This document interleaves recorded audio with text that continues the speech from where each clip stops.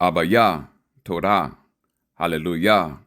All praises to your holy name, Yahuwah, Yahweh, the one and only Elohim of Israel, alone. Understand that I am He. Before me there was no God formed, neither shall there be after me. Dear children of Israel, the so-called African Americans and blacks scattered to the four corners of the earth, the whole world is our territory. It started from day one in the Garden of Eden.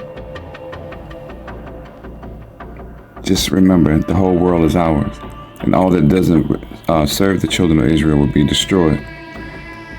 Our land, as far as we know it, has been occupied by strangers because we went after other gods. He tried to make us jealous with them because we made him jealous. That's a lot of power. But remember, the whole world was given to us. And afterwards, the whole world was given to the wicked because of our misbehavior, idol worship. Hallelujah. Just remember, everything belongs to us. Shalom.